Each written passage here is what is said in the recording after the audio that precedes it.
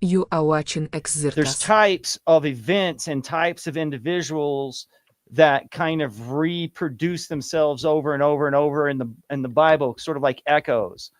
Right. But of course, this also goes through like most of our mythology and things of that nature too. For instance, like Mary Magdalene basically means like the woman in the tower, and in a way, you can see how all of the portrayals of a princess being guarded by a dragon in a tower are related to the same idea of Mary Magdalene. Mm-hmm. And there's other things too. Like if you look up King Cepheus. So King Cepheus is, I think that's how that starts with a C. So basically, yeah, that's it right there. It's the guy who's from Clash of the Titans, but he's shown on sitting on a throne, like he's normally portrayed with an olive branch or something like that in his hand, or a rod, like the stick and rod that's like talked about in Revelations. But King Cepheus has his daughter chained up for basically what translate as big fish. It's the Leviathan. The Leviathan is the monster who's coming, what they call the Kraken in the movie. And then Perseus is the guy who basically comes flying on a horse. Again, horses are Merkabahs. Like the four horsemen in Revelation are not necessarily a man on a horse, but different aspects of God in Merkabahs. Perseus is interesting. You know, we were talking about Titans yesterday, and this idea that Titans are predating, they're like intelligences, primordial intelligences, and the gods come later. So it's also kind of this weird Abrahamic story, because the father fears the son, and the son shouldn't be born, but the prophecy's coming, and the son's born from the light shining into the kind of Rapunzel tower with the mother, and he's grown in a box, right? And he's cast upon the rocks and sent out because the king doesn't want to be killed or replaced by the son. But it's very much a very, I mean, David, you probably could take this further. But then you got, I mean, like, oh no, this is the theme. You're just describing the archetypal theme that we keep seeing repeated. So like, as Will was doing a show earlier, I was seeing the archetypes that are communicated in the book of Revelation with devouring the child and relating that like with this whole time thing. But you're absolutely right, Andreas. Like that whole thing with the Titans, you're looking at a new world order, right? You're looking at this is, and you're not supposed to look at it. That's the thing about Perseus, because Medusa is this victim, actually, even though she's considered to be this horrible thing. If you see her for what she is, it turns you to stone. Because if she sees you, if you stare into the abyss stares back at you, right? So what you have to do is look at the reflection. So that's why he's using his shield in order to see where she is. But he's also done a number of magical rituals in order to be invisible. So they can't see what's coming, which is Perseus. And Perseus knows not to look at what is. And therefore, he's able to decapitate Medusa, which then the king who wants to rape and marry his mother is turned to stone by seeing the face of the head of Medusa, right? Taking over the throne. Is it not just like an allegory that it's like, you know, that you turn to stone, that you get hard because she's like super hot? I mean, I'd like it to be that way because she is definitely Medusa. Because she's stunning, you know. She's definitely Medusa's way underrated, and I like her hair. I do. Now we're gonna play. I think it's more than that. I think it's actually that when you understand something, and you realize something, it might solidify you, and it might make it impossible for you to be flexible. Dude, totally. So, or the philosopher's sand has fused into stone, right? Or that there's also the idea that, like what Aldous Huxley spoke to, of when you're bombarded with so much information, you become complacent because you have nowhere to go. Right. That's where I think it is. I think it's that with the Greek mythology. And so he's better off being flexible by seeing the reflection than actually observing the true nature of the thing. Yeah. Right. Or maybe even that you can't even see the thing. I mean, that's the case with Moses and God. Like, he goes to look at God and all he can see is God's back parts. He can't see the front, which is another instance where you have like this place where where we conflate the issue with like rules, where it's like, where there's like a rule like a stop sign and there's like a rule like gravity, right? So like that's what I was saying about like the temple. It's like, it's not really that you're saying, you're being told don't build the temple. It's like, no, you can't build the temple. Like, you can build something, but it's not going to be that thing like that's being pointed to. You know what I mean? Look up Cepheus in Hebrew. Perseus is the temple. Cepheus in Hebrew? Okay. Yeah. All right.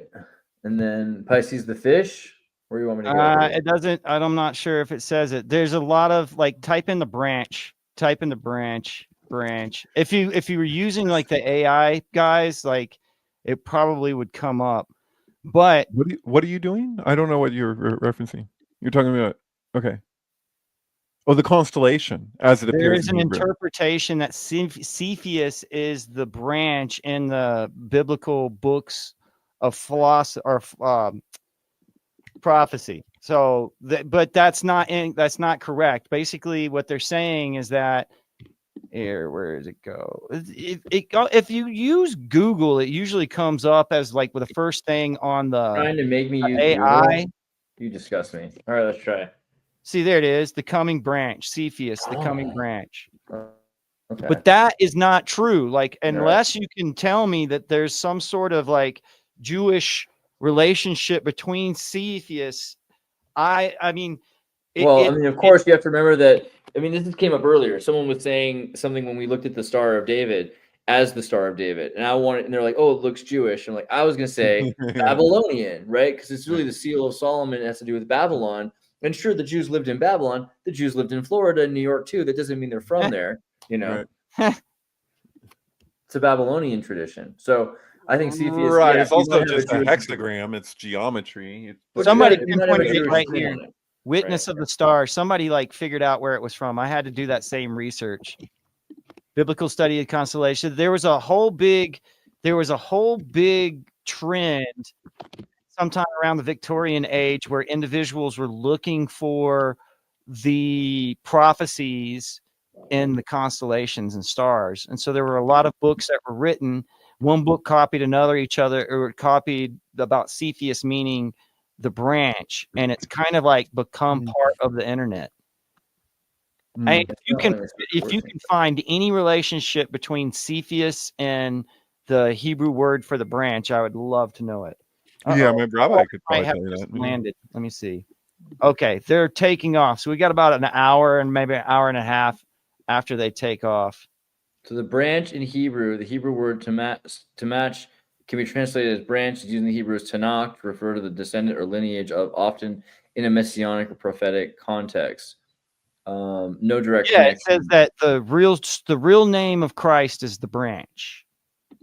And it's basically leading one to there's multiple mentions of God being a we and Christ being multiple people. What about the branch Covidians, Will? That's where it comes from. See, that's what the branch Covidians. I met a lot of them. Waka waka.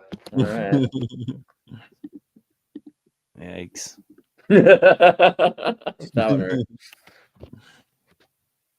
Well, the keys to Mazzaroth, right? So I think Mazzaroth is a Dyson sphere, but there's a bunch of words that are mentioned inside of the book of Job.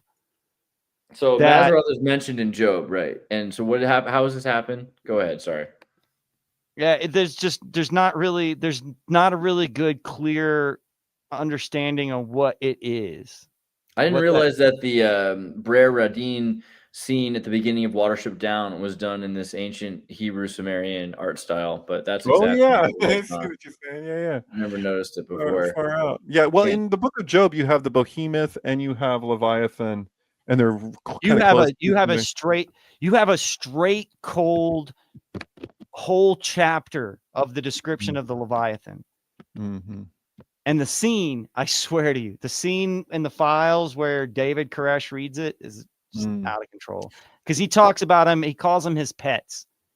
And he basically says that he knows where every single one of them are on the planet. He basically says they are like a creature or a mechanism that was made to intentionally break physics.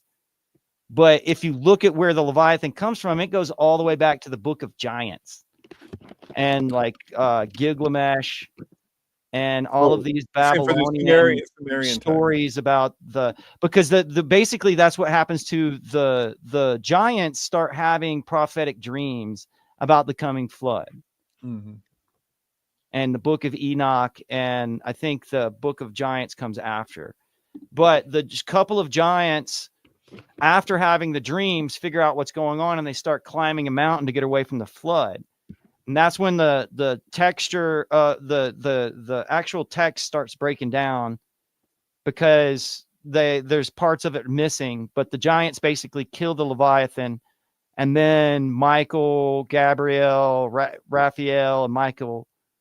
Let's see, Michael. There's 4 of them. I can't remember all of them, but they all the archangels all come down, Right. and then the text becomes unlegible.